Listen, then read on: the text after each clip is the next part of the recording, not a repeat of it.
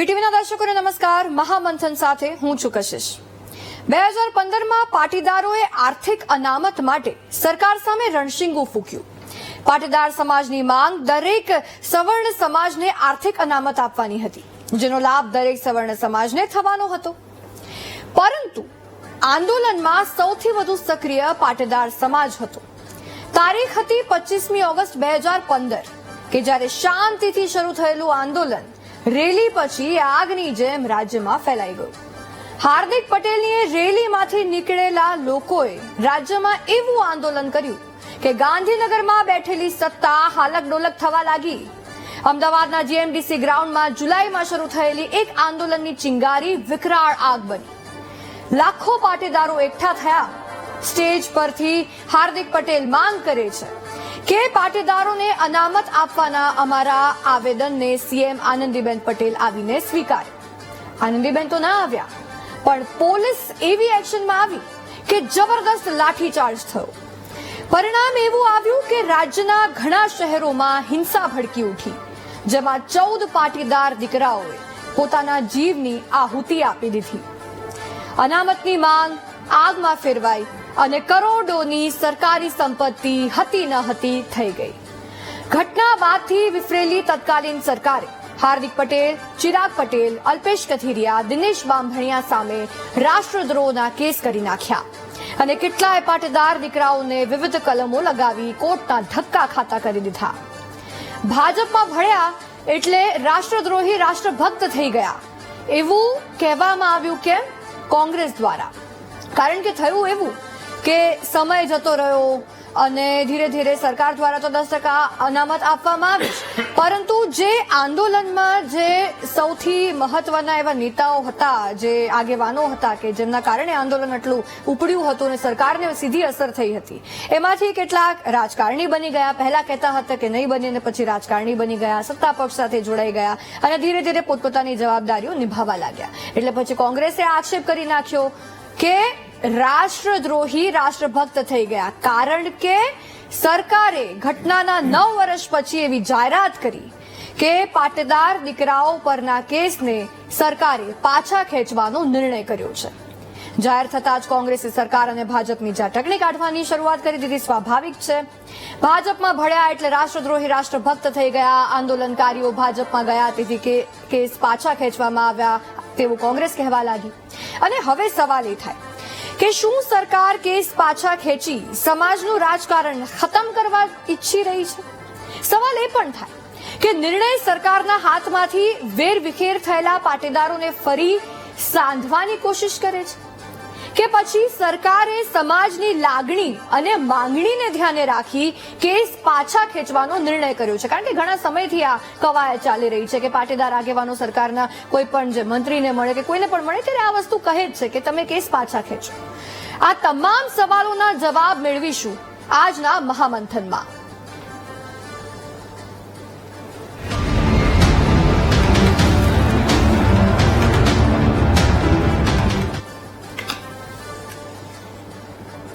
તો આજના મહામંથનની આપણે શરૂઆત કરીએ અને આપણી સાથે વીટીવી ના મહામંથનમાં જે ગેસ્ટ જોડાયા છે તેમની ઇન્ટ્રોડક્શન આપને આપી દઉં. ડોક્ટર અનિલ પટેલ કે જે ભાજપના નેતા છે, સાથે રાજેશ ઠાકર કે જે રાજકીય વિશ્લેષક છે, સાથે ગીતાબેન પટેલ નેતા કોંગ્રેસ, દિનેશ બામભણિયા પૂર્વ પાસ કન્વીનર, અલ્પેશ કથિરિયા પાટીદાર અગ્રણી અને લાલજી પટેલ પ્રમુખ એસપીજી. એ તમામ સાથે આપણે આજનું મહામંથન કરીશું, પરંતુ એ પહેલા થોડીક આપણે આજે આખો મુદ્દો છે એનું બ્રીફ તમને આપી દઉં.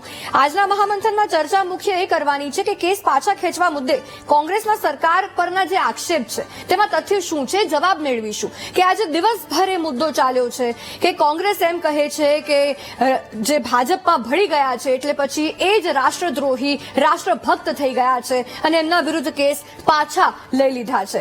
જ્યારે હાર્દિક પટેલ ભાજપમાં જોડાયા હતા, જ્યારે વિધાનસભાની ચૂંટણી યોજાવાની હતી, એમને મેન્ડેટ આપવામાં આવ્યું, એમને કેન્ડિડેટ બનાવવામાં આવ્યા, ત્યારે પણ આ જ વાત થઈ હતી. અને હવે ફરી એકવાર જ્યારે આ કેસ પાછા ખેંચવામાં આવ્યા છે ત્યારે પણ આ જ આક્ષેપ થઈ રહ્યા છે.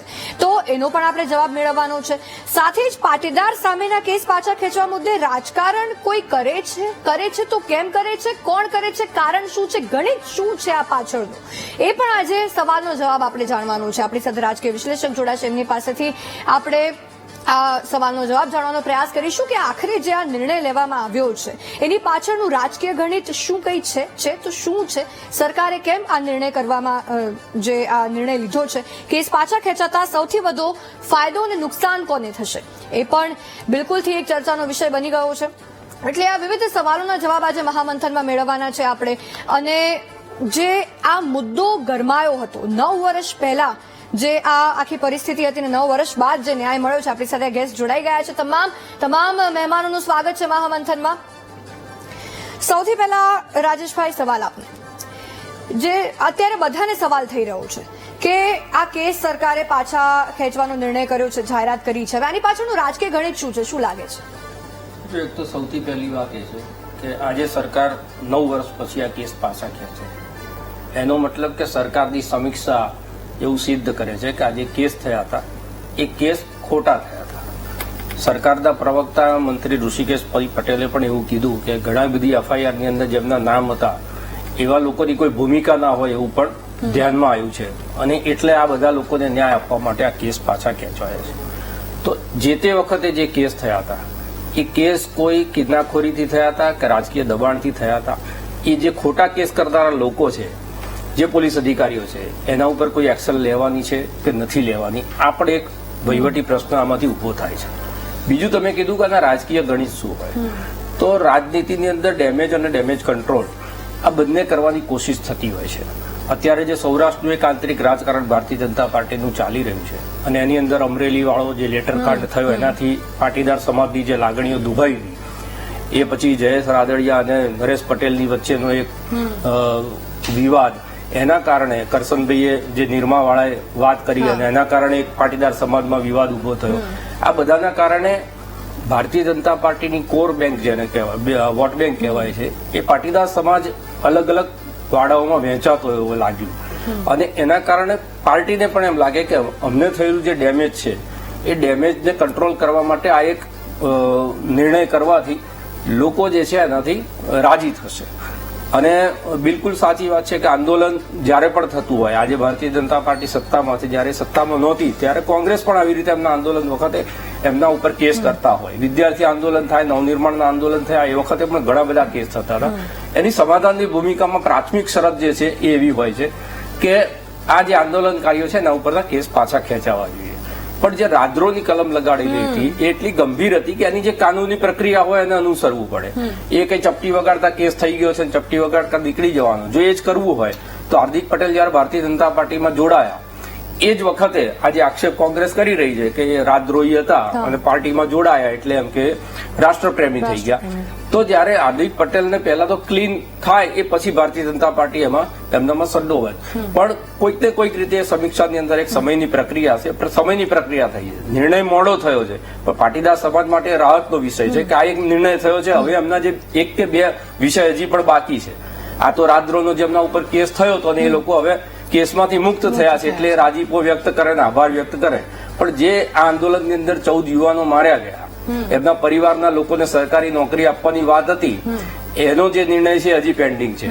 તો પાટીદાર સમાજ એક એ પણ વિચારી શકે કે ભાઈ હવે આ થયું છે તો હવે આ પણ મળશે, અને એના કારણે જે 10% સવર્ણ ઓબીસી અનામત મળી છે એ તો છે જ એની આંદોલનની સફળતા.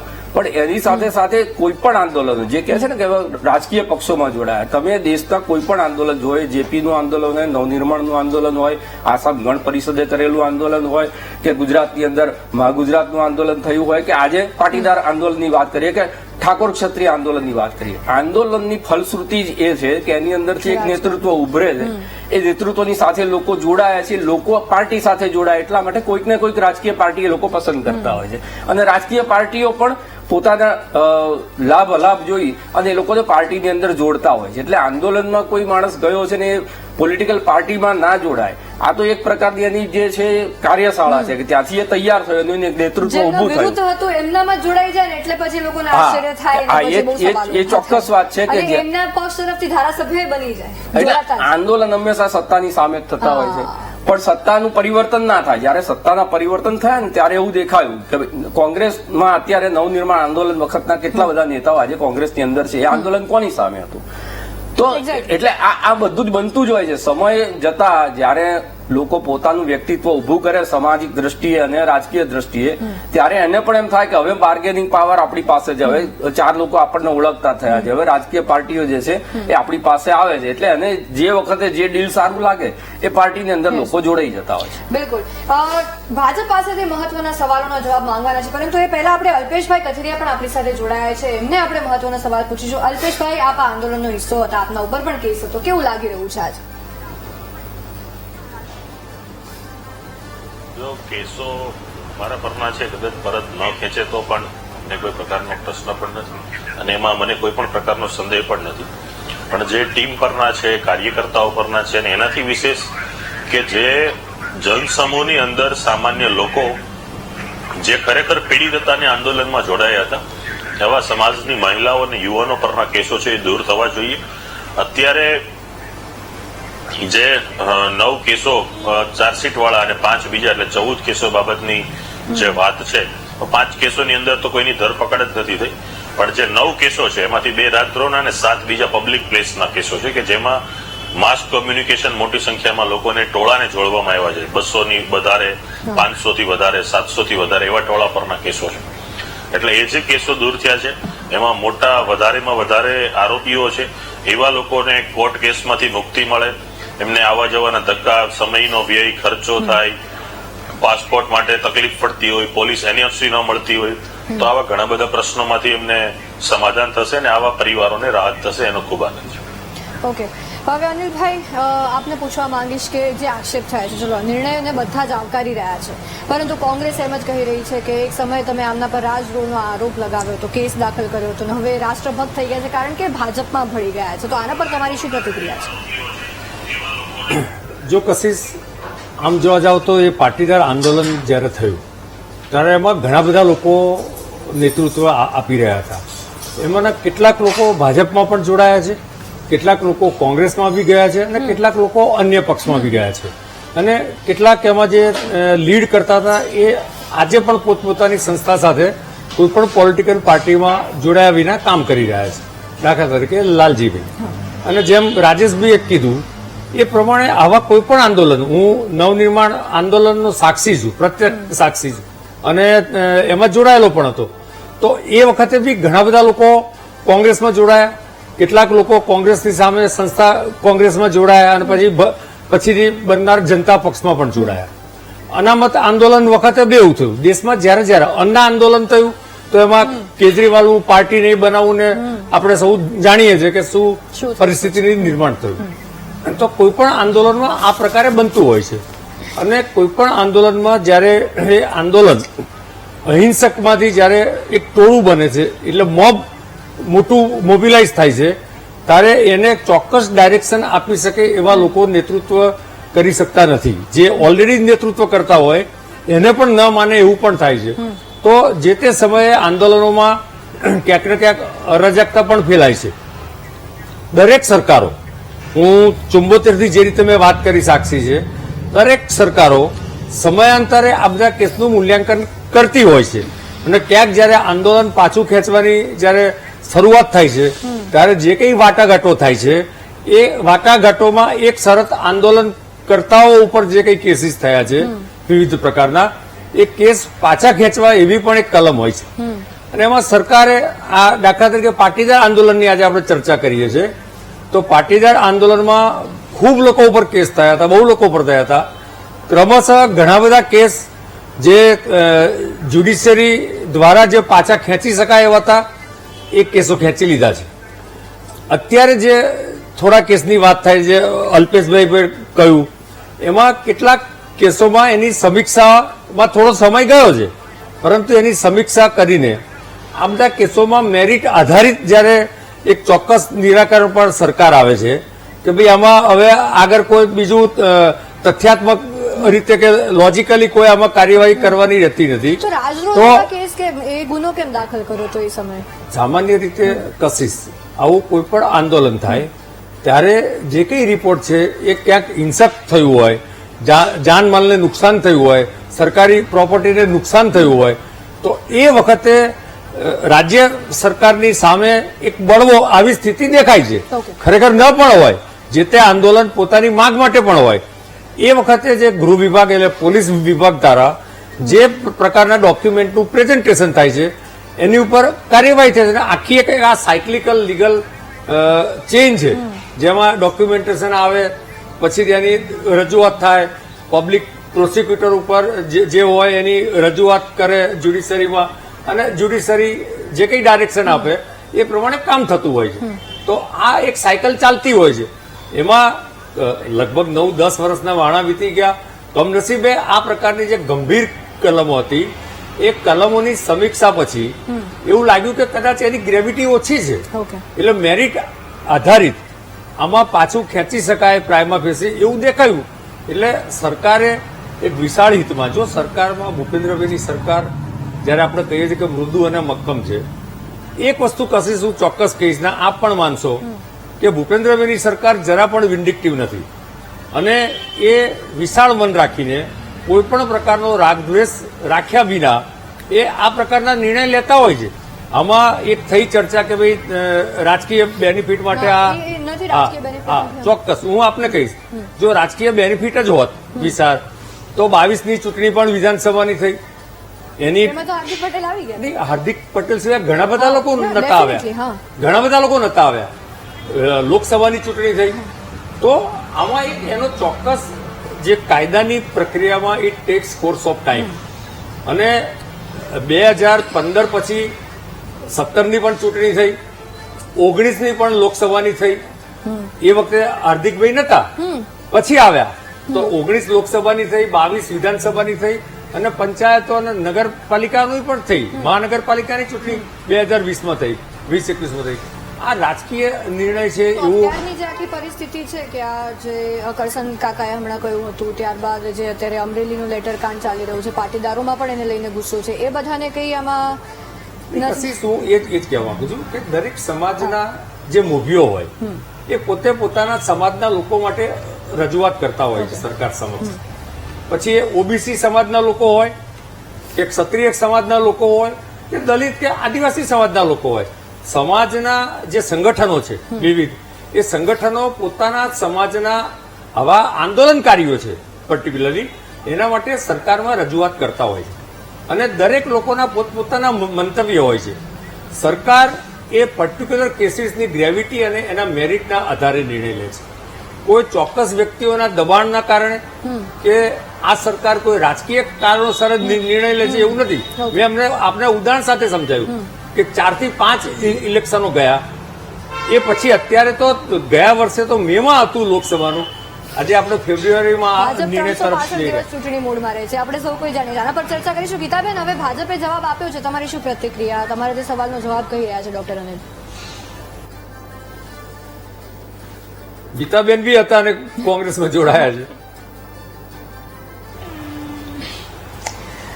આ ટોપિક પર કોંગ્રેસ ભાજપ કરતા મહત્વની વાત એ છે કે પાટીદાર સમાજ પર જે દમન થયું અત્યાચાર થયા અને પાટીદાર સમાજની બેન દીકરીઓ પર કેસ થયા અને અસંખ્ય યુવાનો પર કેસો આ સરકારે કર્યા અને આની જાહેરાત 2017માં ડેપ્યુટી સીએમ નીતિન પટેલે કરેલી એને આજે 9 વર્ષના વાણાવાઈ ગયા છે છતાં પણ મારે તમારે આ સંદર્ભમાં ડિબેટો આજ પણ કરવી પડે છે અને ઈચ્છા પડે ત્યારે 10, 15, 20 એવા કેસો પાછા ખેંચીશું એવું ડિક્લેરેશન કરે ને વળી પાછા આપણે બધા આના પર ચર્ચા કરીએ 10 વર્ષ ને 9 વર્ષ પછી આ બધી ચર્ચાઓ કરવી પડતી હોય અને એના માટે થઈને આજ પણ સમાજના આગેવાનોને રજૂઆતો કરવી પડે સમાજના આગેવાનોને લડવું પડે કે આંદોલનના પડતર પ્રશ્નો છે તમે આનો નિકાલ કરો તમે આમ કરો તેમ કરો તો સરકાર બોલે છે એની કઈ કિંમત હોય એની કઈ વેલ્યુ હોય અને સાથે સાથે મારે જેટલા મારી સાથે પેનલિસ્ટ બેઠા છે એને પણ એક મારે સવાલ કરવો છે કે આ જાહેરાત સરકારે ઓફિશિયલ કરી છે કે અનઓફિશિયલ છે સરકારના કોઈ પ્રવક્તાએ નથી કરી સરકારના કોઈ વકીલે નથી કરી કે સરકારના ગૃહમંત્રીએ નથી કરી તો ખરેખર આ આંદોલનકારીઓ સાથે મજા આઈ થિંક ગૃહમંત્રીની બાઇટ આવી છે સર આવી છે મેં સાંભળી નથી એટલે મારે પહેલો સવાલ આ કરવો પડ્યો છે ગૃહ રાજ્યમંત્રી હર્ષ સંઘવીએ કહ્યું છે સાથે ઋષિકેશ પટેલે પણ કહ્યું છે બરાબર. કેટલા આ 14 કેસ પાછા ખેંચીશું એવી જાહેરાત ઓફિશિયલ સરકારમાંથી થઈ ગઈ હોય તો મારે સરકારશ્રીને એ પણ સવાલ કરવા છે કે માત્ર 14 કેસ તમે કેમ પાછા ખેંચ્યા છે? પાટીદાર સમાજના ઉપર હજુ પણ 100 થી વધારે કેસો ખેંચવાના બાકી પેન્ડિંગ પડ્યા છે. તો એવું ન બને કે નેતાઓના કેસો પાછા ખેંચાય અને તાલુકાનો સામાન્ય વાંધો નહીં. બાઈટ તમે એકવાર સાંભળી લો, પછી તમને આગળ ક્લિયર રહેશે. તો ગૃહ રાજ્યમંત્રી દ્વારા શું કહેવામાં આવ્યું સાંભળી લો. લોકપ્રિય મુખ્યમંત્રી આદરણીય શ્રી ભૂપેન્દ્રભાઈ પટેલજી દ્વારા ગુજરાતના યુવાનો જે પાટીદાર સમાજના આંદોલન વખતે જે ઘટનાઓ અમુક બની હતી અને એ ઘટનામાં જે કેસો ચાલુ હતા ને જેની તપાસ પૂર્ણ થઈ ગઈ છે, ચાર્જશીટ પૂર્ણ થઈ ગઈ છે, એવા 9 કેસ માનનીય મુખ્યમંત્રીશ્રીએ પાછા ખેંચવાનો નિર્ણય લીધો છે.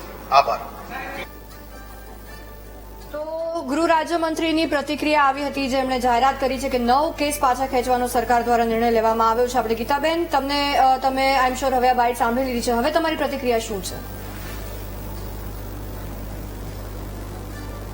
વાત કરતા હતા પણ અત્યારે 9 કેસો પાછા ખેંચવાનું આપના માધ્યમથી જાણવા મળ્યું. પણ સાથે સાથે 100 થી વધારે ઉપર કેસો આ સમાજના દીકરાઓ ઉપર કરેલા છે. તો સરકારે આ જાહેરાત જયારે કરતા હતા તો ત્યારે તમામ કેસોની જાહેરાત કરી હોત તો સારું લાગતું. કારણ કે આ કેસોમાં 9 વર્ષ વીતી ગયા છતાં આજ પણ એ યુવાનો મુદતો ભરી રહ્યા છે અને આજ પણ એ બેન દીકરીઓ એ કોર્ટના ધક્કા ખાઈ રહ્યા છે, વકીલોની ફી ભરી રહ્યા છે ને સમયનો કહેવાય કે સમયસર સતત મુદતો ભરવી પડે છે. કોઈ જિલ્લામાં રહેતું હોય, કોઈ તાલુકામાં રહેતું હોય તો અહીંયા અમદાવાદમાં આવ્યા હોય ને એમના ઉપર કેસો થયા, એવી પણ ઘણી ઘટનાઓ છે. તો સાથે સાથે આ વસ્તુનો પણ તમામ કેસો પાછા ખેંચવાની સરકારે જાહેરાત કરી હોત તો સારું હોત. પણ કદાચ કટકે લોલીપોપ આપવાની આ સરકારને આદત પડી ગઈ હોય એવું લાગે છે. પણ મારે તમને એક એ વાત એ પણ કરવી છે આજે પણ, કારણ કે આજ આટલા વર્ષો વીતી ગયા છતાં પણ આ પાટીદાર સમાજને આ પાટીદાર સમાજના આગેવાનોને આપણે માંગણીઓ કરવી પડે કે જે 9 દીકરાઓને તમે ગોળીએ ધરબી દીધા હતા એ અધિકારીઓ ઉપર તમે એક્શન ક્યારે લેશો? એમને ક્યારે સસ્પેન્ડ કરશો? તમે બે મા બેન દીકરીઓ ઉપર જે લાઠીઓ વરસાવી, ગાળો વરસાવી અને જે સોસાયટીઓમાં ઘૂસી અને પોલીસે ગાડીઓના કાચ તોડ્યા, ઘરમાં જઈને જેને માર્યા, એ અધિકારીઓ પર એક્શન તમે ક્યારે લેવાના છો? તમે આ જે ખરેખર આ ગુજરાતની અંદર આંદોલનકારીઓ ઉપર જેને ખોટા કેસો કર્યા છે, આપણે આ કેસો પાછા ખેંચાય એટલે સાબિત એ થાય કે આ સરકારે પાટીદાર આંદોલનકારીઓ પર ખોટા કેસો કર્યા હતા, જે ખોટું દમન કર્યું હતું. એ અધિકારીઓ પર ખરેખર આ સરકાર એક્શન લેશે કે નહીં લે? એમને સસ્પેન્ડ કરશે કે નહીં? કારણ કે એના માટે પણ 9 વર્ષ થયા છે. તો મને એવું લાગે છે કે વારંવાર અમારા સમાજના આગેવાનો, બાકી આંદોલનકારીઓ સતત આ સરકારને રજૂઆત કરે, 3 તો સીએમ બદલાઈ જાય ત્યાં સુધી માંગણીઓ કરવી પડે. એના કરતા હું એવી આશા રાખું છું કે સરકાર જેટલા પણ કેસો પેન્ડિંગ પડ્યા છે ને જલ્દીથી જલ્દી પાછા ખેંચી લે. ઓકે લાલજીભાઈ, આપની જે વારંવાર આપના દ્વારા રજૂઆત કરવામાં આવી હતી, જ્યારે પણ તમે મંત્રી કે સીએમને પણ મળ્યો છો ત્યારે જે આપની પણ પ્રતિક્રિયા સામે આવી છે, હવે આખરે આ કેસ પાછા ખેંચવામાં આવ્યા છે, શું પ્રતિક્રિયા?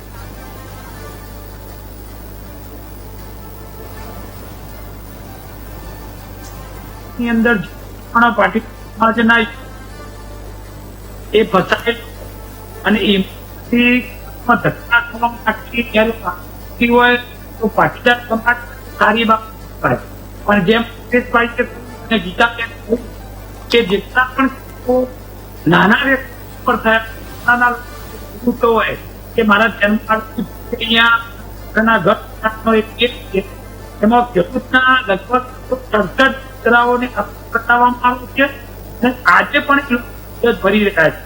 તો જયારે સરકાર કરે કે આટલા પરત ખેંચે તો દર વખતે આપણા નાના પડતા દીકરાઓને અમારે કોણ એ લોકો કહે છે કે અમારે. તો આજે હું VTV ના માધ્યમથી સરકારથી કહેવા માંગુ છું કે 10 વર્ષ થઈ ગયા તો 10 વર્ષની અંદર અનામત માટેના કેસો હતા, જે યુવાનો પોતાના સમાજ માટે અને સવર્ણ સમાજ માટે લડવા માટે નીકળ્યા હતા અને સરકાર પણ માની લીધું છે કે આ ખોટા કેસો કરવામાં આવ્યા હતા. આવા તમામ કેસો પરત ખેંચવામાં આવે. કદાચ અમારા જેવા મોટા આગેવાનના કેસો પરત નહીં ખેંચવો તો કોઈ વાત નથી, અમે લડી લેશું. પણ સામાન્ય વ્યક્તિઓ જે નાના પરિવારના છે અને જેમની સિવાય બીજું કોઈ રાજનીતિ વિચારી નથી કે રાજનેતા બનવા આવ્યા નતા, એવા લોકોના વહેલામાં વહેલી તકે કેસ પરત ખેંચવા જોઈએ એવું અમારા બધા આગેવાનોનું કહેવું. ઓકે, આપણી સાથે પાસના પૂર્વ કન્વીનર દિનેશભાઈ બાંભણિયા પણ જોડાઈ ગયા છે. દિનેશભાઈ, સ્વાગત છે આપનું વીટીવી ન્યૂઝ પર. દિનેશભાઈ, સૌથી પહેલા આપની ટ્વીટ હતી અને ત્યારબાદ બધાને ધીરે ધીરે પ્રતિક્રિયાઓ આપવા શરૂ થઈ ગઈ હતી. શું કહેશો તમે આ નિર્ણયને લઈને? આપનો અવાજ મને નથી આવી રહ્યો. દિનેશભાઈ, આવે છે અવાજ હવે? હા, તો જોરથી. ઓકે. સૌથી પહેલા તમે જ ટ્વીટ કરી હતી કે આવી રીતના સરકાર દ્વારા નિર્ણય લેવામાં આવ્યો છે, જે બાદ બધા અલગ અલગ પાટીદાર આગેવાનો દ્વારા પ્રતિક્રિયા શરૂ કરવામાં આવી પોતાની. શું કહેશો, સરકારે આ નિર્ણય લીધો છે, કેવો લાગી રહ્યો છે તમને આ નિર્ણય? જો ગુજરાત સરકાર દ્વારા 2017માં એક નિર્ણય લેવાયો હતો, સમાજના લોકોની મધ્યસ્થીમાં નક્કી થયું હતું કે આંદોલનકારીઓ પરના તમામ કેસો પરત ખેંચવામાં આવશે, પરંતુ એમાં ઘણા બધા કેસો 2022 સુધી ખેંચાયા નહીં. અને ત્યારે આ 14 પૈકીના જે કેસો છે તે સરકારે એ સમાધાન વખતે નહીં ખેંચવાની જાહેરાત કરેલી અને સ્પષ્ટ ના પાડવામાં આવેલી હતી કે જે મુખ્ય આગેવાનો છે એની સામેના કેસો અને ગંભીર કેસો પરત ખેંચવામાં નહીં આવે. આજે એટલે છેલ્લા 4-5 મહિનાથી બંને માતૃ સંસ્થાઓ ખોડલધામ અને ઉમિયાધામના પ્રયાસોથી આ કેસો પણ પરત ખેંચવાનો નિર્ણય સરકાર તરફથી લેવામાં આવ્યો છે. ગઈકાલે સાંજે અમારી પાસે માહિતી આવી કે સરકાર દ્વારા આ ફાઇનલ નિર્ણય લેવાઈ ગયો છે અને કેસો પરત ખેંચાશે. જેમાં ચાર્જશીટ ભરવાની બાકી છે એ સિવાયના તમામ કેસો સરકાર પરત ખેંચશે એવો નિર્ણય લીધો છે. ત્યારે હું આ વિષયને આવકારું છું, કારણ કે ઘણા લાંબા સમય પછી અમારી ઉપર થયેલા ખોટા કેસો પરત ખેંચવાનો સરકારે નિર્ણય લીધો છે. જ્યારે પાટીદાર આંદોલનના કેસો થયા, વાતો થઈ, વાટાઘાટો થઈ, ત્યારે માત્ર વચન આપવામાં આવતું હતું કે કેસો પરત ખેંચાઈ જશે, પરંતુ ભૂપેન્દ્રભાઈ પટેલની સરકાર દ્વારા એટલે કે ગઈકાલે આ નિર્ણય લેવામાં આવ્યો છે અને અમને આશા છે કે આ કેસો કોર્ટ પ્રક્રિયામાં જલ્દીમાં જલ્દી પસાર થશે. ઓકે, રાજેશભાઈ, આપને પૂછવા માંગીશ કે જે સૌથી મોટો સવાલ થાય આખી જે ઘટનાક્રમ છે એમાં કે આ નિર્ણયને લઈને કોને કેટલો ફાયદો, કેટલું નુકસાન? ભલે અનિલભાઈ એમ કહી રહ્યા છે કે કોઈ એમાં રાજકીય ગણિત નથી, પરંતુ ક્યાંક તો ફાયદા નુકસાન જેવું હશે. શું કેવું? ના, બિલકુલ. રાજકારણની અંદર ફાયદા નુકસાન વગર તો એક ડગલું કોઈ પણ રાજકીય પાર્ટી કે રાજકીય વ્યક્તિ એ ચાલતા નથી હોતા. અને એટલે જ મેં કીધું, અત્યારે પાટીદાર સમાજની અંદર જે 2-3 ઘટનાઓ હમણાં બની ગઈ અને એ ઘટનાઓ પછી જે એક વાતાવરણ બન્યું ને વાતાવરણમાં આ નિર્ણય એટલા માટે થયો. અને તમે જુઓ કે લાલજીભાઈએ જે કીધું કે મોટા નેતાઓ ઉપરના કેસ પાછા નહીં ખેંચો તો ચાલશે, પણ નાના માણસના કેસ પાછા ખેંચો. આની અંદર પણ તમે જુઓ તો એક ડિવાઈડ કરવાની ગેમ હોય છે. જયારે મોટા નેતાઓના કેસ ખેંચાઈ જાય, સામાન્ય પાટીદાર સમાજના લોકો જે છે એમના દીકરાઓ હજી કોર્ટના ધક્કા ખાતા હોય એટલે રોષનો ભોગ કોણ બને? તો જે તે નેતાઓ. એટલે આખું કુંડળીમાં ગોળ ભગાયો છે એવો એક મેસેજ પણ આના દ્વારા જાય. એટલે આમાં રાજકારણ નથી હોતું. રાજકારણ ના હોત, અનિલભાઈની એ વાત સાચી છે કે અમને રાજકીય નુકસાન ભોગવવું નથી પડ્યું. પાટીદાર આંદોલન પછી પણ જે પણ ચૂંટણીઓ થઈ છે એ ચૂંટણી અંદર ભારતીય જનતા પાર્ટીને સારા જ વોટ મળ્યા છે. પણ દરેક ચૂંટણી એક નવી ચૂંટણી હોય છે, દરેક પરિસ્થિતિ જે છે એ નવી પરિસ્થિતિ હોય છે અને જેવો પીચ હોય એવી ગેમ રમવી પડે. અત્યારે પાર્ટીને એમ લાગ્યું છે કે આ સમય છે જ્યારે અમરેલીનો લેટરકાંડ થઈ ગયો છે, સૌરાષ્ટ્રની અંદર એક જુદી પ્રકારનું રાજકારણ ચાલી રહ્યું છે, એની અંદર આ બધા જે ખેમા સામસામે થયા, નરેશ પટેલ, જયેશ રાદડિયા વાળું થયું, કરસનભાઈ અને પાટીદાર સમાજ વાળું થયું, આ બધું થતા એવું લાગ્યું હોય કે ભાઈ આ હવે સમાજ જે છે એ એક એવો સમાજ છે કે જે કોન્સોલિડેટ થઈ અને વોટિંગ કરતો હોય છે, એક સમજ સાથે વોટિંગ કરતો હોય છે. સત્તા બને, સત્તાથી કેટલો લાભ મળી શકે એ પ્રકારનું થિંકિંગ સાથે વોટિંગ કરતો હોય છે. એવા સમાજની અંદર આ બધી જો ગરબાડો થતી હોય તો એ આફ્ટરઓલ જે છે એ ભારતીય જનતા પાર્ટીને નુકસાન થનારી હોય. એટલે એની પાછળ બિલકુલ રાજકીય ગણિત નથી એવું માનવું બહુ અઘરું છે. જો એ જ હોત તો 2017ની અંદર જે કમિટમેન્ટ થયેલું હતું એ કમિટમેન્ટ 2018માં થઈ ગયા. તમે 9 વર્ષ જો તમને લાગતા હોય તમારો જ ખોટો નિર્ણયને સાચો કરવા માટે, આજે સરકારે એ વાતની તો કબૂલાત કરી લીધી ને, એની ચર્ચા બહુ ઓછા લોકો કરી રહ્યા છે કે જે વખતે કેસ થયા છે એનો મતલબ કે આજે કબૂલાત છે કે આ તમામ કેસ ખોટા હતા. ખોટા હતા તે ખોટા કેસ કરવા માટે કોણે દબાણ ઉભું કર્યું? આંદોલન કચેડવા માટેની કોશિશ કોને કરી હતી? આ તો નાક ઉપરથી પાણી ઉપર ગયું ત્યારે માંગણીઓને સ્વીકારવી પડી. કોઈ પણ આંદોલનની અંદર આ જ હોય છે, કોઈ પણ સત્તા હોય, આજે ભાજપ હોય કે કોંગ્રેસ હોય, તમે કોઈ પણ આંદોલન જોઈ લેજો, એક દિવસની ચરમસીમા સુધી પહોંચી જાય ને એમ લાગે કે હવે હાથમાંથી જતું રહ્યું છે આંદોલન, ત્યારે જ સરકાર જે સમાધાનના ટેબલ ઉપર આવતી હોય છે ને એમાં ગીવ એન્ડ ટેક થતું હોય. ગીવ એન્ડ ટેકની અંદર પહેલી ફોર્મ્યુલા આ જ હોય છે કે ભાઈ જે લોકો પીડિત છે આંદોલનના એને સૌથી પહેલા તો ન્યાય મળે, અને પછી બીજી જે માંગણીઓ છે એની અંદર 50 માંગણી હોય અંદર 25 માંગણીઓ પર સમાધાન થાય, એ સમજી શકાય એવી વાત છે. પણ એ ના થયું, અને ખોડલધામના નરેશભાઈએ પણ આગળ પણ 2 વખત આ બાબતે રજૂઆત કરેલી હતી. ઉમિયાધામના લોકોએ, તમામ ધામના લોકો જેટલા અહીંયા સામે બેઠા છે લગભગ બધા ભારતીય જનતા પાર્ટીના સમર્થકો છે, અને એ છતાં થયું. અને આજે હવે આમાંથી શું થયું? આમાંથી એક નવું રાજકારણ શરૂ થયું. આજે અલ્પેશભાઈએ કીધું ઠાકોર સમાજનું જે આંદોલન થયું છે એમના કેસ પણ પાછા ખેંચાય, એ પણ આંદોલન જ હતું. જો દલિત સમાજે કોઈ આંદોલન કર્યું હોય, ક્ષત્રિય સમાજે આંદોલન કર્યું હોય, રાણી પદ્માવત વખત જે આંદોલન થયું હતું, ક્ષત્રિય સમાજના લોકો ઉપર જે કેસ થયા છે એ પણ તમે પાછા ખેંચો. એટલે આ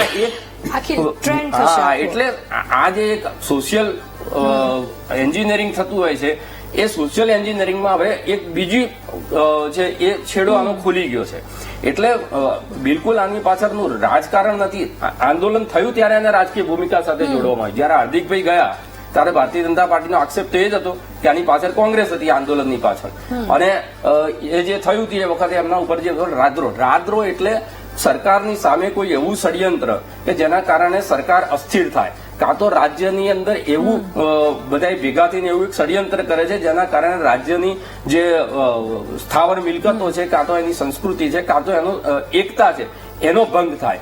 આટલી મોટી કલમ છે, આ કોઈ નાની કલમ નથી, રાદ્રોની કલમ. આજે તમે દેશનો દ્રોહ કર્યો છે દેશદ્રોહ કહેવાય, રાજ્યનો દ્રોહ કર્યો તો રાદ્રોહ કહેવાય. તો 9 વર્ષ સુધી આ લોકોના જે ગળામાં પાટિયા રાદ્રોના લઈને ફરવા પડ્યાની માનહાનિનો જવાબ કોણ આપશે?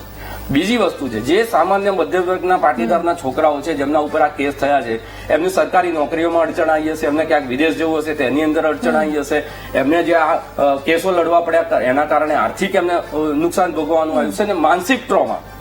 આ બધાનો જવાબ કોણ આપશો? ખાલી એક આભાર માની લેવો કે ભાઈ કેસ પાછા ખેંચાઈ ગયા છે, અમે સરકારનો આભાર માનીએ છીએ. સરકારે એની ભૂલ સુધારી છે, અને એ ભૂલ સુધારી છે, સારું જ કર્યું છે, આવકાર્ય છે, એની સાથે આપણને કોઈ વાંધો જ નથી. પણ આ બધું જ જે ઘટનાઓ ઘટી છે, એ ઘટનાઓમાં જે ભોગ્યું છે એ લોકો હજી પણ જે ભોગવી રહ્યા છે એના માટે કોણ લડશે? નેતાઓની વાત બધા સાંભળે. કોઈ પણ આંદોલન થાય એટલે મોટા માણસો જે છે બધું ગોઠવાઈ જતું હોય છે. એ અલગ અલગ પાર્ટીઓમાં ગોઠવાઈ જાય, કોઈ આપમાં જાય, કોઈ કોંગ્રેસમાં, કોઈ ભાજપમાં જાય, કોઈ સામાજિક સંસ્થાઓની અંદર જઈને બેસી જાય. પેલો જે ઝંડો લઈને નીકળ્યો છે, જેને ગોળી ખાધી છે, લાકડી ખાધી છે, કાં તો જેલની હવા ખાધી છે, એને કોણ પૂછવા જાય છે? એટલે આ બધા પ્રશ્નો હજી પણ ઉભા રહેવાના છે. બિલકુલ. જે તમે સૌથી મોટી વાત કહી કે જે આ આરોપ લગાવ્યો હતો, કેસ આટલો ગંભીર રાજદ્રોહનો કેસ દાખલ થયો હતો, અલ્પેશભાઈ આપને પૂછવા માંગીશ કે આટલા 9 વર્ષના સમયગાળામાં આ એક ટેગ આપવામાં આવ્યું રાજદ્રોહી, એ કેટલું નડ્યું છે? સ્વાભાવિક છે કે આ પ્રકારના ટેગો જાહેર જીવનમાં દરેક પ્રકારે નડતરરૂપ હોય છે. કેમ કે જે રાજ્યમાં તમે જન્મા છો, જે રાજ્યને તમે પ્રેમ કરો છો, જે રાજ્યના સારા માટે તમે કંઈક કરી રહ્યા છો, ને ત્યારે જે સરકાર દરમિયાન જયારે રાજદ્રોહના કેસો યુવાન વયમાં 21-22 વર્ષની ઉંમરે યુવાનો પર લાગતા હોય છે, તો એનો જે આખો યુવાનીનો પીરિયડ છે, એનો આખો જે એક કહી શકાય કે એની જે કેરિયર ઘડવાનો જે મહત્વનો પીરિયડ હોય છે, એને પીરિયડ દરમિયાન જયારે આવા કેસો થતા હોય છે, અને રાજદ્રોહનો ટેગ એટલે જે મારા પૂર્વએ કીધું કે એના ઉપર આખું એમને એક રાજ્યની સરકારને અસ્થિર કરવાનો જે પ્રયાસ એની ઉપર લગાડવામાં આવ્યો છે, એવો કોઈ પ્રયાસ આંદોલનમાં હતો નહીં. પ્રયાસ આંદોલનમાં માત્ર ને માત્ર સમાજની માગણી, સમાજનો જે પીડિત વર્ગ હતો કે જે ખરેખર નોકરી અને શિક્ષણથી સારી એવી ગુણવત્તા, સારું એવું એનું એચિવમેન્ટ હોવા છતાં પણ નોકરી અને શિક્ષણથી વંચિત થઈ જતા હતા, રહી જતા હતા, એવા વર્ગ માટેની અમારી આ લડાઈ હતી.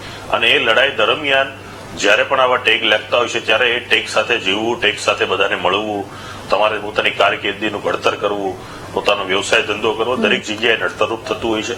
આજે પણ જયારે 22 થી 35 વર્ષની યુવાન વયના લોકો દેશ વિદેશ જઈ શકે છે, એક્સપોમાં જઈ શકે છે, મળી શકે છે, અને જયારે આવા યુવાનોને પાસપોર્ટ પણ નથી મળતા, પોલીસનું ક્લિયરન્સ, એનઓસી નથી મળતું, ત્યારે ઘણી બધી તકલીફો પણ સર્જાતી હોય છે અને ઘણી બધી કોર્ટની શરતોનું પાલન કરવાનું, કોર્ટની તારીખોમાં ઉપસ્થિત રહેવાનું, એ જે વ્યક્તિ પર કેસો થયા હોય છે એ વ્યક્તિ અને એના પરિવારને પણ ખબર હોય છે કે આમાં એમને કેટલી પીડાઓ ભોગવતી હોય છે. ઘણીવાર તમારી ઘરે સારા પ્રસંગો હોય ને એ જ દિવસો દરમિયાન કોર્ટની મુદત હોય છે, તો પ્રસંગોને સાઈડમાં છોડીને પણ કોર્ટમાં સમયસર ન્યાયના હેતુથી તમારે મુદત માટે ઉપસ્થિત રહેવું પડતું હોય છે અને ઘણા બધા ખર્ચાઓથી પણ એમાં થતા હોય છે ને ઘરને, જે તે પરિવારને આર્થિક રીતે પણ ઘણું બધું નુકસાન જતું હોય છે. ત્યારે લાલજીભાઈ ને સૌ મિત્રોએ જે વાત કરી કે ભાઈ આ જે કેસો ખેંચાય તો સ્વાભાવિક છે કે તમે કેસો ખેંચ્યા છે એ મારો આભાર પણ માનીએ છીએ, પરંતુ આ જે કેસો છે 2015, 16, 17 એટલે કે આનંદીબેન પટેલની સરકાર વખતના છે. હવે 2017, 18, 19, 20 એ દરમિયાનના જે કેસો છે એ પણ પરત ખેંચાવા જોઈએ કે જે કેસોમાં કોઈ પરમિશન વગર કાર્યક્રમ કર્યો હોય, સરકારના કોઈ કાર્યક્રમોનો વિરોધ કર્યો હોય, કોઈ માસ સંખ્યામાં, મોટી સંખ્યામાં ગેધર થયું હોય પબ્લિક, આવા ઘણા બધા કેસો 2017 પછી પણ થયા છે. જે સૌથી વધુ કેસો ઉત્તર ગુજરાત અને સુરતમાં થયેલા છે. તો આવા દરેક કેસો પરત ખેંચાવા જોઈએ અને નાનામાં નાના વ્યક્તિ પરના કેસો પણ પરત થાય અને એમને પણ ન્યાય મળે એ ખૂબ જરૂરી છે. હાલની જે સરકાર પોતાની મક્કમશીલતા અને સહનશીલતા સાથે નિર્ણય લઈ રહી છે, તો ભૂપેન્દ્રભાઈ પટેલને આપ ટીવીના માધ્યમથી પણ અમે વિનંતી કરીએ છીએ કે જે કેસો 2017 પછીના છે એમાં પણ આવો સલાહ અને સુમેરો ભરો નિર્ણય લઈ અને નાનામાં નાના ઘરના કોઈ પણ સમાજના દીકરાઓ આ પ્રક્રિયામાંથી મુક્ત થાય અને ખૂબ સારી રીતે એવી જિંદગી જીવી શકે એવા સંકેતો સાથે એમના પણ કેસો દૂર થવા જોઈએ. ઓકે અનિલભાઈ, જે આ હાલ વાત થઈ રહી છે કે નાનામાં નાના વ્યક્તિને હાલ એવી એની પરિસ્થિતિ છે કે જે આમાં ઇન્વોલ્વ છે કે ચલો મોટા નેતાઓ છે, હાર્દિક પટેલ, અલ્પેશ કથિરિયા, દિનેશ બામણી, એ લોકો બધા પર જે રાજદ્રોહનો જે ગુનો હતો એ કાઢી નાખવામાં આવે. નાના જે એવા આગેવાનો છે કે જે કદાચ ખૂબ સ્ટ્રગલ કરી રહ્યા હશે આ એક ટેગના કારણે કે જે કેસ એમના વિરુદ્ધ દાખલ થયા છે, તો એના માટે સરકાર શું કરશે, જે લાલજીભાઈએ પણ પૂછ્યું છે. અને બીજું કે પોલીસ પર પણ એ સમયે ખૂબ આરોપ લગાવવામાં આવ્યા કે પોલીસ દ્વારા થોડું ઓવર કરવામાં આવ્યું છે, શું કહેશો એના પર? એ એક્શન લેવાશે કે કેમ? જો સરકાર કોઈ પણ નિર્ણયો આ પ્રકારના લેતી હોય ત્યારે એ નાના નેતા છે કે મોટા નેતા છે કે સામાન્ય નાગરિક છે એના આધાર પર ક્યારેય લેતી નથી. પરંતુ જે તે આંદોલન દરમિયાન પોલીસે કઈ કઈ પ્રકારની કલમો લગાડી છે એમાં કેટલીક કલમો, ધારો કે જાહેર શાંતિ સુલેનો ભંગ 144મી કલમ પહેલા હતી, હવે તો BNS થઈ ગયું છે. તો એમાં એવી જે નાની નાની જે આરોપો હોય એ પ્રકારના કેસો તો સરકારે ક્યારના પાછા ખેંચી લીધા છે. લગભગ જે મને યાદ છે એ પ્રમાણે, આમ તો આંદોલનકારીઓ જ છે આ ત્રણ મિત્રો, ગીતાબેન કોંગ્રેસમાં છે, એ લોકોને ટોટલ નંબર ઓફ કેસીસની ખબર, પણ હું જે જાણું છું એ પ્રમાણે 500-600 જેવા જુદા જુદા પ્રકારના કેસીસ થયા હતા. એમાંથી ઘણા બધા કેસીસ પાછા ખેંચી લેવામાં આવ્યા છે. હવે રાજ્યદ્રોહનો જે કેસ છે એ કુલ મળીને જે મારી પાસે જે માહિતી છે એમાં નવો જે BNS બન્યો છે એમાં આવી કોઈ પણ પ્રકારની કલમો જે ખૂબ કડક અંગ્રેજોના સમયની હતી એમાં બદલાવ કરવામાં પણ આવ્યો છે. અને આ જે કેસમાં 9 લોકોની સામે સરકારે પ્રોસેસ ચાલુ કરી. હજુ તો જે સરકારના પબ્લિક પ્રોસિક્યુટર કલેક્ટરને રજૂઆત કરે, કલેક્ટર DGPને રજૂઆત કરે અને માન્ય રાખે, પછી ફરી પાછું PP જાય અને ફરી PP કોર્ટમાં રજૂઆત કરે. એટલે અલ્ટિમેટલી એ નિર્ણય કોર્ટ લેતી હોય છે. પણ કુલ મળીને ભૂપેન્દ્રભાઈની સરકારમાં આપણે જોયું છે કે મોટાભાગના નિર્ણયો, ઓલમોસ્ટ બધા જ નિર્ણયો કોઈ પણ પ્રકારના રાગ દ્વેષ વિના લેવાય છે અને કોઈ પણ સમાજને જોઈને લેવાતા નથી. હા, પાટીદાર આંદોલન આપણે ટેગ છે એટલે પાટીદાર આંદોલન સાથે જોડાયેલા લોકો મોટાભાગના પાટીદાર બી હતા, એમાં કેટલાક બિન પાટીદારને પણ એમની સામે કેસ થયા હતા. બંને સમાજની સંસ્થાઓ, વિશ્વ ઉમિયા સમાજ હોય, ઉમિયા ધામ હોય કે સરદાર ધામ હોય કે આંદોલનકારી નેતાઓ હોય, આ બધા જ લોકોએ વારંવાર સરકાર જોડે રજૂઆત કરી છે. સરકારે ખુલ્લા મનથી એમને વારંવાર સાંભળ્યા છે અને શક્ય હતું એ બધું જ કરવા માટેની, કેમ થયું 9 વર્ષ? મેં એ જ કીધું શરૂઆતમાં કશિશ કે કેટલાક કેસીસમાં જેમ રાજ્યદ્રોહના કેસીસ છે એની એક લીગલ અને ટેકનિકલ એક આખી સિસ્ટમ હોય છે અને એ સિસ્ટમમાંથી પસાર થયા પછી જ્યારે એવું એક પરિસ્થિતિનું નિર્માણ થાય કે હવે આમાં કોઈ પણ કાર્યવાહી ન કરીએ તો ચાલી શકે એમ છે, એટલા માટે આ નિર્ણય લેવાય. અને બીજું, સરકારે આ નિર્ણય લીધો છે એ ફક્ત પાટીદારો માટે લીધો છે એવું હું માનું છું, માનવાને કારણ નથી. અન્ય સમાજના પણ જે આંદોલનો આ પ્રકારના હોય છે એમાં પણ ઘણા બધા સમાજના આવા આંદોલન કરતા સામેના ઘણા બધા કેસીસ ખેંચ્યા છે. અને મને લાગે કે સરકાર જે પ્રકારે આગળ વધી રહી છે એ સરકાર આવનારા સમયમાં યોગ્ય અને વ્યવહારિક નિર્ણય લેશે. હવે જે વ્યથા અને જે વેદના જે તે મૃતકોના પરિવાર આંદોલનકારીને એમના પરિવારને પણ વેઠવી પડી હશે. પણ કશીશ આંદોલનનો ઇતિહાસ છે કે જ્યારે જ્યારે બી આંદોલન થાય છે અને આંદોલન કરતા જોડાય છે ત્યારે આ પ્રકારની પરિસ્થિતિનું દર વખતે નિર્માણ થયું છે. એ કોઈ પણ સરકાર સામે, ભૂતકાળમાં કોંગ્રેસની સરકાર હતી, ચીમનભાઈની સરકાર હતી ત્યારે પણ આ સ્થિતિ થઈ, માધવસિંહ સોલંકીની સરકાર હતી ત્યારે પણ આ સ્થિતિ થઈ હતી. તો કુલ મળીને પછી એ આદિવાસી ભાઈ બહેનો હોય કે દલિત ભાઈ બહેનો હોય કે ઓબીસી સમાજના ભાઈ બહેનો હોય, સરકાર કોઈ પણ સમાજને જોયા વિના એક વિશાળ દ્રષ્ટિ એટ અ ગ્લાન્સ આખા ગુજરાત અને ગુજરાત એ મારો પરિવાર છે એ રીતે ભૂપેન્દ્રભાઈ સરકાર જોઈને નિર્ણયો લેતી. તો એ મૃતકોના પરિવારને નોકરી આપવાની વાત હતી, એનું શું થયું? જો કશીશ આમાં હું કદાચ બહુ ડિટેલ નહીં કહી શકું, પરંતુ મારી પાસે જે માહિતી એમાં જયારે સમાધાનના ટેબલ પર જયારે બેઠા હતા ત્યારે સમાજના વડવાઓ દ્વારા આ મૃતકના પરિવારોને ક્યાંક ને ક્યાંક નોકરીઓ અપાવવા માટે ની વ્યવસ્થા ઉભી થશે આવી એક ચર્ચા હતી એવું મને ખબર છે. કારણ કે હું એ ડાયલોગ વખતે બેસતો નતો એટલે ડિટેલ તો હું કહી શકું નહીં. પરંતુ સરકારના કાયદાઓમાં કોઈ પણ સમાજ હોય કે કોઈ પણ આંદોલન હોય આ પ્રકારની હેરસત જોગવાઈ નથી એવું હું માનું છું. કદાચ હું ખોટો પણ હોઈ શકું, પરંતુ એ વખતે જે મેરિટ આધારિત જેને આપી શકાયું હતું એવું સમાજના વડવાઓએ એના પ્રયત્ન બી કર્યા છે અને ક્યાંક ના ક્યાંક કોકને ને કોકને એનો લાભ પણ મળ્યો છે. ઓકે, આપણે આના પર ચર્ચા કરીશું. લાલજીભાઈ, આપને પૂછી છે પહેલા ગીતાબેન, તમને મારે પૂછવું છે કે જે અનિલભાઈ કહી રહ્યા છે કે કેટલા જે નાના નાના કેસો હતા ઘણા બધા પાછા ખેંચવામાં આવી ગયા છે, આપની પાસે શું માહિતી છે આને લઈને? અનિલભાઈ મારા મોટા ભાઈ છે અને રાજકીય રીતે બહુ જ સારું નોલેજ ધરાવે છે અને કદાચ હું માનું છું ત્યાં સુધી એ આંદોલનના સાક્ષી પણ રહ્યા છે ને આંદોલનને કદાચ એમને ખૂબ નજીકથી પણ જોયું હશે. આંદોલન દરમિયાન 900-950 થી આસપાસની એફઆઈઆરો ફાટી હતી. એ પછી ધીમે ધીમે ધીમે કરીને આ કેસો સરકારે પાછા ખેંચ્યા છે, એમાં કોઈ હું ના નથી પાડતી.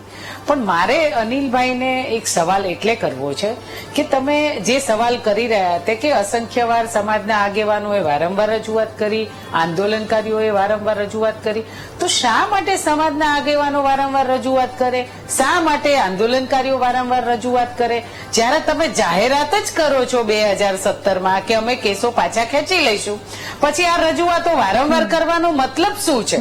અથવા તો તમે ઈચ્છી રહ્યા છો કે સમાજના આગેવાનો તમારા ત્યાં મહિને ને 15 દિવસે હાજરી પુરાવતા રહે અને તમને નિવેદન કરતા રહે કે આ સમાજ પર થયેલા કેસો તમે પાછા ખેંચો. એટલે મારો કહેવાનો ભાવાર્થ એ થાય છે કે જો તમે રાષ્ટ્રદ્રોહ જેવી કલમો નથી ખેંચી શકતા કે નતા કલમો હાર્ડ હતી તો તમે કેસો પાછા નહોતી ખેંચી શકતા એવી પરિસ્થિતિ હતી અને તમારે સમય લાગ્યો, તો રાષ્ટ્રદ્રોહ અને રાજદ્રોહ સિવાયના બીજા ઘણા કેસો હતા, તો તમે શા માટે માત્ર 9 જ કેસોની જાહેરાત કરી? કેમ બીજા કેસો પાછા ખેંચવાની તમે જાહેરાત હજુ પણ નથી કરી? શા માટે તમે એવું ઈચ્છી રહ્યા છો? હું એવું માનું છું કે હમણાં લાસ્ટમાં 120-140 ની આસપાસ કેસો હજુ પેન્ડિંગ બાકી હતા. એમાંના હજુ આ 9 કેસો મને અત્યારે જાણવા મળ્યા અને આમ 14 કેસો જેવું આપણે સાંભળીએ છીએ કે આટલા કેસો આજે પાછા ખેંચ્યાની જાહેરાત થઈ છે. તો હજુ પણ આ કેસો બાકી છે, તો હજુ પણ સરકાર એવું ઈચ્છી રહી છે કે આંદોલનકારીઓ પાછા સરકારને મળવા જાય, પાછા અમારા આગેવાનો રજૂઆત કરે, વારંવાર રજૂઆત કરે કે તમે આટલું કરો, તમે સરકારી અથવા અર્ધસરકારી નોકરી આપો, તમે જે યુવાનોને ગોળીએ ધરબી દીધા છે એના પરિવારના ને ન્યાય ક્યારે મળશે? એટલે આ બધી રજૂઆતો વારંવાર શા માટે કરવાની? 9 વર્ષ થયા છતાંય આજ પણ આપણે ડિબેટો કરવાની, આજ પણ આપણે માંગણીઓ કરવાની, આજ પણ આપણે રજૂઆત કરવાની. હમણાં જ નીતિન પટેલે એક મંચ પરથી સ્વીકાર્યું કે ખરેખર આ રાજ્યની માંગ હતી, આ સમાજની માંગ હતી ને આંદોલન થયું એ સાચું હતું. તો આટલા વર્ષો પછી તમને કેમ ખબર પડે છે કે આ વસ્તુ આપણે કરવી જોઈએ? તમે જાહેરાત કરો છો તો તમારા શબ્દોની કોઈ કિંમત નથી. તમે આજે બોલ્યા છો અને કાલે ફરી જશો, એની પણ બાંયધરી કોણ લેશે? કારણ કે આટલા વર્ષો વીતી ગયા છતાં પણ આજ પણ માંગણીઓ તમારે પેન્ડિંગ રાખવી પડે છે, તો તમારે કેસો પાછા ખેંચવા જ છે. તો તમે રાતદ્રોહની કલમો તમને થોડી હાર્ડ લાગતી હતી, તો બીજા સામાન્ય કેસો છે એ તો તમે પાછા ખેંચી લો. એના માટે કોની રાહ જોવાઈ રહી છે? ઓકે ગીતાબેનના જે સવાલ છે એનો જવાબ આપણે અનિલભાઈ પાસેથી મેળવીશું. હાલ મહામંથનમાં લઈએ વિરામ બાદ એ તમામ સવાલ જે ગીતાબેને પૂછ્યા છે આપણે એના જવાબ મેળવીશું. આપ જોતા રહો વીટીવી ન્યૂઝ. તમામ મહેમાનો અમારી સાથે જોડાયેલા રહેજો.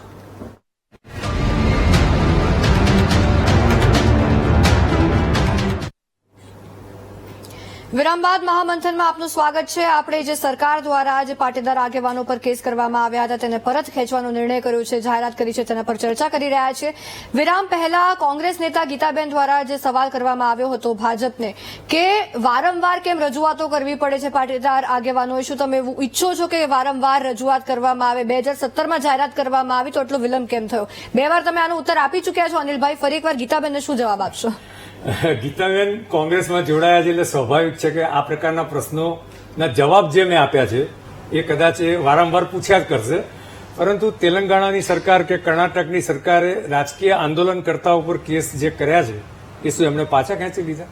જો આમાં મારે કોંગ્રેસ ભાજપ નથી કરવું, કારણ કે આ આખો નિર્ણય ભૂપેન્દ્રભાઈની સરકારે એક ગ્રેવિટી અને જે તે કેસના મેરિટ આધારે લીધો છે. અને તમે જુઓ કે ક્રમશઃ બેને જે કીધું કે 900 950 કેસ, જે મારા ધ્યાનમાં 500-600 કેસ હતા. હું આંદોલનકર્તા સાથે એ વખતે નહોતો એટલે સીધો મને આંકડો ખબર નથી, પરંતુ મોટાભાગના કેસ જેની સિવિયરિટી ઓછી હતી એ બધા કેસ તબક્કાવાર પાછા ખેંચી જ ગયા. એક વખત 375 કેસ ખેંચાયા હતા, એ દિવસે પણ હું એ ડિબેટમાં હતો. તો કુલ મળીને જે તે કેસની સિવિયરિટી છે એના આધારે સરકારમાં રજૂઆતો થતી હોય છે. અને નહીં ફક્ત પાટીદાર આંદોલન, અન્ય આંદોલનોની પણ રજૂઆત થતી હોય છે. અને સરકાર ક્રમશઃ જે કંઈ ઇન્કવાયરી કરે અને એના આધારે જે રિપોર્ટિંગ આવે એ રિપોર્ટના આધારે નિર્ણય લેતી હોય છે. આ કોઈ પણ સરકાર, એ ભૂપેન્દ્રભાઈની હોય, માધવસિંહભાઈની હોય કે ચીમનભાઈની હોય, આ બધી સરકારો આ પ્રકારે જ નિર્ણય લેતી હોય છે. અને ટોટલી સહાનુભૂતિપૂર્વક લેવાયેલા અને એક વિશાળ દ્રષ્ટિથી લેવાયેલા નિર્ણયો છે. ઓકે લાલજીભાઈ, આપને પૂછવા માંગીશ, જે રીતના અનિલભાઈને મેં પૂછ્યું કે મૃતકોના પરિવારને નોકરીની વાત હતી, એમના દ્વારા એમ કહેવામાં આવ્યું કે સમાધાન સમયે એવી કોઈ વાત નથી થઈ કે નોકરી આપવામાં આવશે, તો એની શું મતલબ એના વિશે કોઈ ચર્ચા જે મુખ્ય આગેવાનો છે એના વચ્ચે થઈ છે? ને બીજું કે ચલો કદાચ સરકાર ના આપે તો એ પાટીદાર મૃતકો જે યુવાનો હતા જેમનું મોત થયું હતું આ આંદોલન દરમિયાન, એમના પરિવારને કોઈ જે મોટા પાટીદાર આગેવાનો છે કે જે ખૂબ સારું વક ધરાવે છે એમણે કોઈ મદદ નથી કરી? સરકારની જ રાહ જોઈ મદદ કરવામાં? નહીં, પાટીદાર સમાજના જે અમારી મુખ્ય માગણીઓ હતી એમાંની એક આ કેસ ખેંચવાની બાબત હતી. શહીદ પરિવારને સરકારી નોકરી મેં નથી માંગતા. ઓકે, કારણ કે અક્ષભાઈએ કહ્યું કે સરકારી નોકરીનું પ્રાવધાન ના હોઈ શકે, પણ અર્ધ સરકારી નોકરીની ભલામણ કરી શકે. જેમ કે અહીંયા અમારા મહેસાણાનો એક કેસ હતો, એમાં માનનીય નીતિનભાઈના કહેવાથી એક જગ્યાએ એક પરિવારને નોકરી મળી છે. તો 14 પરિવારમાંથી બધા લોકોને નોકરીની જરૂરિયાત નથી, પણ 7 એક પરિવાર એવા છે કે અમે રૂબરૂ મળી આવ્યા છીએ તો એમના પરિવારને નોકરીની જરૂર છે. જે અમે 2017 થી કહેતા આવીએ છીએ, વારંવાર 3 મુખ્યમંત્રીને રજૂઆત કરી ચૂક્યા છીએ, તો એમના પરિવારને કોઈને કહેવાથી હવે મુખ્યમંત્રી કે પક્ષના કોઈ પણ વડીલ કોઈ પણ કંપનીના માણસને ફોન કરે કે કોઈ બેંકમાં, પ્રાઇવેટ બેંકમાં ફોન કરે કે ભાઈ આ પરિવારના અમારે એક નોકરી રાખવાની છે, તો કોઈ ના પાડે.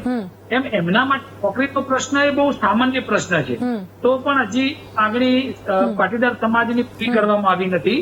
અને આર્થિક રીતે મદદ કરવાની જો વાત હોય તો મદદ કરવામાં સરકારે પાટીદાર સમાજના આગેવાનોને કહ્યું કે તમે 20-20 લાખ રૂપિયા શહીદ પરિવારોને આપો. અને સમાજે તો બનતી મદદ કરી જ છે, પણ સમાજના આગેવાનોએ પણ મદદ કરી છે. પણ સરકાર તરફથી ફક્ત 4 લાખ રૂપિયાની મદદ મારા ધ્યાન પ્રમાણે છે એ પ્રમાણે કરવામાં આવી છે. તો અમે એ માગણી વધારી કે તમે 4 લાખ રૂપિયા તો દારૂડિયો મોત એનું અકસ્માતમાં થઈ જાય કે દારૂડિયો મૃત્યુ પામે તો સરકાર આપતી હોય છે. તો આવો જે આંદોલન થકી જે લોકોનું મૃત્યુ થયા છે એવા લોકોને તમે 4 લાખથી પણ વધુ ડોનેશન કરો એવી અમારી માગણી હતી, જે હજી સુધી પૂરી થઈ નથી. એમ અમારી માગણી જે સરકારે 2017માં મુખ્યમંત્રી અને કેબિનેટ મંત્રી જોડે અમારી જે મિટિંગ થઈ એ મિટિંગને જે વચન પાડવાનું કહ્યું હતું એ વચન હજી સુધી પાડ્યું નથી. તો VT ના માધ્યમથી હું અનિલભાઈ અને સરકારશ્રીને કહેવા માંગુ છું કે તમે જેમ આજે જાહેરાત કરી છે 14 કેસો પાછા ખેંચવાની, એમ તમારું વચન તમે આ બધી બાબતમાં પૂરું કરો. ઓકે, રાજેશભાઈ આપને કઈ કહેવું છે આના પર? મને એક વાતનું બહુ એટલું દુઃખ લાગી રહ્યું છે અહીંયા કે લાલજીભાઈએ પણ એવું કીધું કે એ પરિવારમાંથી 7 જણા લોકોને નોકરીની જરૂરત છે. મુખ્યમંત્રી એક ફોન કરે તો પ્રાઇવેટ બેંકો, પાટીદાર સમાજના કરોડો રૂપિયાના દાતાશ્રીઓ, આટલા બધા એમણે ધામ બનાવ્યા છે, આટલી બધી એમની ઇન્ડસ્ટ્રીઝ છે, યુનિવર્સિટીઓ છે, શૈક્ષણિક સંસ્થાઓ સાથે જોડાયેલા છે, સહકારી મંડળીઓ સાથે જોડાયેલા છે, કોઓપરેટિવ બેંક સાથે જોડાયેલા છે. પાટીદાર સમાજે સરકારની સામે હાથ શું કરવા ફેલાવવા પડે નોકરી માટે? એ લોકો પોતે પણ પોતાની રીતે જે છે એ પોતપોતાની જે બેંક હોય કે સરકારી સંસ્થા હોય કે શૈક્ષણિક સંકુલ હોય એમના મેરિટ પ્રમાણે, એમના અભ્યાસ પ્રમાણે એમને નોકરી આપી શક્યા હોત. પણ એ નથી થયું. અત્યારે જે વાત ચાલે છે એના મતલબ કે એ પણ નથી થયું. તો બંને પક્ષેથી એટલે જ મેં કીધું કે મધ્યમ વર્ગનો જે નાનો માણસ છે ને, નાના માણસની રજૂઆતો થાય છે પણ એની પીડા સાંભળવાની એ સરકાર સુધી પણ વાર લાગે છે અને સમાજે પણ એમાં વાર લગાડી છે. કારણ કે જયારે કરશનભાઈનો મુદ્દો આવ્યો હતો ત્યારે પણ મેં આ વસ્તુ કીધી હતી કે કરશનભાઈ જે વાત કરી રહ્યા છે એ વાત એમની સાચી છે. એમને પીડા હોય પાટીદાર યુવાનોના પરિવારોની, તો એમને નિર્મળ યુનિવર્સિટીમાં એમને નોકરી આપી દેવી જોઈએ. એમને ચપટી વગાડતા ખેલ છે તો ઓલે સોલે છે, એમને કોઈને પૂછવા જવાનું નથી. તો પાટીદાર સમાજ આટલો સમૃદ્ધ સમાજ હોવા છતાં એ 7 પરિવારોને જો નોકરી ના આપી શકે, શું કરવા અર્ધ સરકારી નોકરીની રાહ જોવી પડે? પ્રાઇવેટની અંદર પણ સારા સ્કેલ ઉપર તમે નોકરીઓ આપી શકો છો, કોઓપરેટિવ બેંકમાં એ રીતે. એટલે સવાલ એ છે કે બધી તરફથી જે પીસાયો છે એ રોડ ઉપર ઝંડો લઈને નીકળનારો કાર્યકર પીસાયો છે. આંદોલન કરનારા લોકોએ ક્યાંક ને ક્યાંક કંઈક ને કંઈક મેળવી લીધું છે. ઓકે, અલ્પેશભાઈ શું કહેશો તમે આના પર કે જે આંદોલન કરનાર મુખ્ય લોકો હતા ક્યાંક ને ક્યાંક કંઈક મેળવી લીધું છે, પરંતુ એ જે નાનો આગેવાન હતો કે જેને એક એ આસ હતી કે અમને અનામત મળશે, એ સમાજ માટે લડી રહ્યો હતો, સમાજ માટે એક અવાજ ઉઠાવ્યો હતો, પરંતુ એણે હજી ભોગવ્યું જ છે. શું કહેશો? પહેલા તો જે ડિબેટમાં બેઠા છે ને કોઈને પૂરતી હકીકતની માહિતી નથી. આંદોલન દરમિયાન જે 9 યુવાનો શહીદ થયા, પછી અલગ અલગ ઘટનાઓમાં બીજા 5 યુવાનો શહીદ થયા. એમાં 3 યુવાનો એવા હતા કે જેને પોતે સુસાઇડ કર્યું છે. ખરેખર જે ઘટનામાં હતા એવા 9 યુવાનો છે. કુલ મળીને 14 શહીદો છે. આમાં જે પરિવારને જ્યારે પૂર્વ વાત થઈ કે સીએમ શ્રી સાથે, કેબિનેટ સાથે અને સમાજની 7 થી પણ વધારે સંસ્થાઓની મધ્યસ્થીની હાજરીમાં દરેક પરિવારને 20 થી લઈને 35 લાખ સુધીના વળતરો અને સાથે સરકારી ક્ષેત્રમાં અથવા અર્ધ સહકારી ક્ષેત્રમાં નોકરીની બાબત હતી. આ ઘટનામાં જ્યારે સર્વે થયો ત્યારે 7 થી પણ વધારે એવા પરિવાર હતા કે એ નોકરી કરવા માટે રાજુ નહોતા. હવે વધ્યા છે 7 પરિવાર. એ પરિવારની અંદર પણ માનો કે અમારે સુરતની વાત કરીએ તો જે પરિવારના યુવાને અહીંયા આત્મહત્યા, સુસાઇડ કરી હતી આંદોલનના સમયમાં, આંદોલનના લીધે, તો એમના જે વાઇફ છે એમના બીજા મેરેજ થઈ ગયા છે, બાળક છે એ અત્યારે 12 થી 15 વર્ષનું છે. તો એ પરિવારમાં કોઈને નોકરી મળવા પાત્ર નથી અને મળી શકે એવી સ્થિતિ નથી. તો આવી રીતે જે ક્ષેત્રના જે પણ યુવાન શહીદો થયા છે એમના પરિવારમાં જેને નોકરી કરવાની હતી અથવા જેને લાયક હતા અથવા પોતે ઈચ્છતા હતા કે મારે નોકરી કરવી છે, ભણતર હતું, એવા વ્યક્તિઓને અર્ધ સહકારી ક્ષેત્રમાં, સહકારી ક્ષેત્રમાં અથવા તો પ્રાઇવેટ ક્ષેત્રમાં ઓલરેડી આજની તારીખમાં પણ નોકરી પર છે. એટલે આ પ્રશ્ન રહેતો એટલા માટે નથી કે એની પૂરતી માહિતી કોઈ પાસે છે જ નહીં. એટલે જે લોકોને નોકરી કરવી હતી એમને મળી છે, પણ જે 7 પરિવારે તો ના પડતી હતી કે અમારે નોકરી જ નથી જોતી, આ ક્ષેત્રોમાં અમારે નોકરી નથી કરવી. અને આવા પરિવારને જે માનો કે કદાચ 35 લાખ કે 35 કરોડ આપી દઈએ એ રકમ મહત્વની નથી. એનાથી મહત્વની બાબત એ છે કે એમના પરિવારને ત્યાં સારા નરસા પ્રસંગોમાં રહેવું. અમારે ત્યાં અમદાવાદમાં 2 કાર્યકર્તા છે, અતુલભાઈ ને બીજા મિત્ર. તો એ જયારે પણ રક્ષાબંધન હોય છે ત્યારે એમની પાસે બેન પાસે રાખડીઓ બંધાવે છે, એમને મળે છે, એમના પરિવારના પ્રસંગમાં હાજરી આપે છે. હૂંફની જરૂર હોતી હોય છે. કોઈ પણ વ્યક્તિ ગયા પછી એ વ્યક્તિને પરત નથી લાવી શકાતો, પણ એ વ્યક્તિ હોય ને પરિવારને એવું લાગે એવી જે જવાબદારી હોય છે અન્ય વ્યક્તિઓ નિભાવતી હોય છે, તો એ પરિવારને એનું આશ્વાસન ને ગૌરવ રહેતું હોય છે. અને એનો જે અફસોસ છે તો કાયમ માટે રહેવાનો છે. કદાચ કોઈ પણ ગમે એટલા કેસો પરત ખેંચી જાય, પણ જે વ્યક્તિ ગયા છે એનો તો અફસોસ રહેવાનો છે, સીધી વાત છે. એમને તો સમાજ માટે અવાજ ઉઠાવ્યો હતો. બિલકુલ. અનિલભાઈ, લાસ્ટ 30 સેકન્ડ છે. સરકાર તરફથી હવે અમારે શું આશા રાખવી આગળ, ને પાટીદાર આગેવાનોએ આગળ શું આશા રાખવી? ની ચોક્કસ સરકાર યોગ્ય સમયે યોગ્ય નિર્ણય લેશે, સહાનુભૂતિપૂર્વક લેશે અને આ જે પાટીદાર યુવાનો આંદોલન કરતા જે હેરાન થઈ રહ્યા છે એ એમની પરેશાનીમાંથી ક્રમશઃ સમયસર એ દૂર થશે પરેશાની. ઓકે, તમામ મહેમાનો અમારી સાથે મહામંથનમાં જોડાયા, આપનો ખૂબ ખૂબ આભાર. તો આજનો મહામંથનમાં વિષય હતો કે પાટીદારો પરના કેસ પાછા ખેંચવા પાછળનું ગણિત શું છે. રાજકીય વિશ્લેષક એમ કહે છે કે રાજકીય બેનિફિટ વિના તો કોઈ પણ નિર્ણય નથી લેવામાં આવતા, તો સત્તાપક્ષ એમ કહે છે કે અમે કોઈ એવું રાજકીય બેનિફિટ જોયું નથી. અત્યારે ચૂંટણી હમણાં તો ક્યાં છે નહીં, પહેલા એ ચૂંટણી હતી ત્યારે તો એવું કંઈ અમે કર્યું નહોતું. એટલે કોને ફાયદો થશે એનાથી કોને નુકસાન થશે, આગળ શું થશે, કારણ કે આ તો હજી એક શરૂઆત છે. એક સમાજના આગેવાનોના કેસ પાછા ખેંચાયા છે, હવે આગળ કેટલા સમાજો આવશે, આગળ શું થશે એ બધું જ જોવાનું રહેશે. મહામંથનમાં આજે બસ આટલું જ. આપ જોતા રહો વીટીવી ન્યૂઝ. નમસ્કાર.